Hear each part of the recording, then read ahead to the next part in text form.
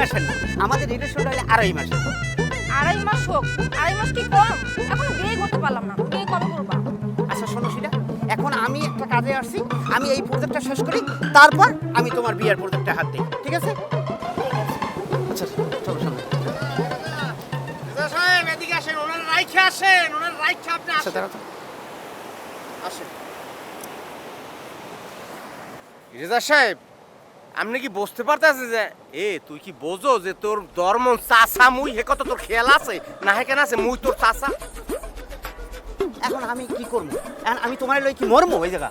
না, তুই মরবি, তুই এক কাম হল, মোরে মারি গেলা, মোরে মারি দিয়ে হালা, মারি দিয়ে শেষ হয়ে যাবে, এবার সাগরে বাসাই দিবি, কারণ মুই তোর চাচা তুই কে বইয়া এই বয়সে মোর সামনে বইয়া তুই একটু ছোট মাইয়া একটা নাদুস টুদুস ড্যাং ড্যাং ড্যাং ড্যাং ড্যাং করে আড়ো, আর মুই তোর চাচা হইয়া 3 নম্বর ছাগলের বাচ্চারা পিছে পিছে টুক টুক টুক টুক টুক করে যাই না।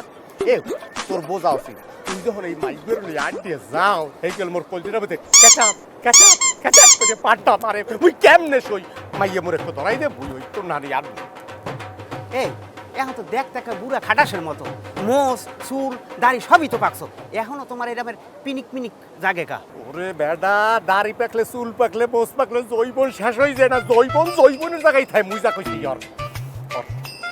চাচা তুমি এখন চুপ করো, আমরা যে কাজে আইছি সেই কাজটা আমরা সফল করি। একবার হাতাইছো পকেটে টাকা আছে? এই একবার তাকাইছো পকেটের দিকে? এই যে হোটেলে থাকি, এই যে খাই, কতগুলো টাকা বিরতে আছে। এখন আমাদের যে দান্দার জন্য এখানে আসছি সেই দান্দাটা করে বেশ আমরা ওখান থেকে চলে যাবো। হাই যা বুঝছি, রেডি ধর। ঠিক আছে? আসসালামু আলাইকুম স্যার, একটু খারাপ আনমেগো লাগাবে, একটু কথাই বেয়াদবি নেবেন না, আমার কথায় আদবও নেবেন না, আমি আনমেগো সন্তানের মতো। হ্যাঁ বুঝছি, কথা কইতে চাইছিলাম স্যার। আচ্ছা বলেন।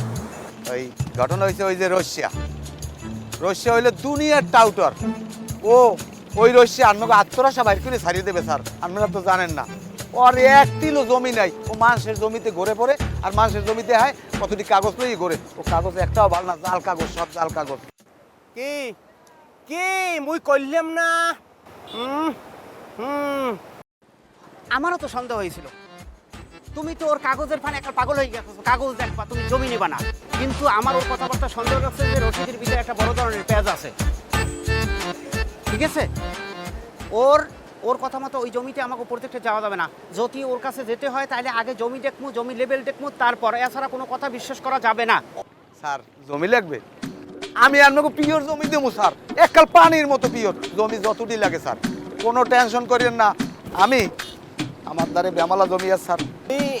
রশিদ সাহেবের টেগুনে আর কেনা লাগবে না, মগো জমি আপনার টেগুনে পাইছি, আপনার টেগুনে কিনবো, কিন্তু সন্ধ্যার পর রশিদ সাহেবের ওই দাওয়াত আছে। সি সি সি, ও কোন কি স্যার, ওর বউ জম্মের কি দেয়ার যাম না, আর ওখানেও যাম না। গোসল করে স্যার, ঈদে আর কোরবানিতে, হ্যাঁ স্যার একদিন গোসলও করে না। কিসের মধ্যে কি আসলাম মানে? আপনারা যদি মনে কিছু না করেন স্যার, আমি সন্ধ্যায় আপনাকে একটু নিমন্ত্রণ করব, হালকা চা নাস্তা খাওয়াবো স্যার। অসুবিধা নাই, খাইতে অসুবিধা নাই, কিন্তু জায়গা যে আপনি দেবেন একটু কাগজপত্র দিয়ে লাগবে। এককাল ফুল ক্লিয়ার স্যার, ওর ও খালি টাউটরি করে। আনমেরা এই যে আছেন না, যাওয়ার সময় দেখবেন আনমেরা আছেন, জামা কাপড় কিছু নাই, ও খাইয়ে আসবে একটা জুনো বানাই ছাড়িয়ে দেবে। চলেন চলেন আচ্ছা বুঝছি, ওই রশিদের কোনো কথা ওইভাবে ই করা যাবে না। ওই নাজিম যেটা বলছে ওই কথা মতো এইভাবে কাগজপত্র গুছিয়ে তারপর আমরা ওর আর সন্ধ্যাবেলা পড়তো ওখানে যাওয়াতে ওর ফোনে ধরবা না, আর ওর লোকে তো কল দিয়ে করবা, ঠিক আছে? চলো। ঠিক আছে স্যার, আসসালামু আলাইকুম।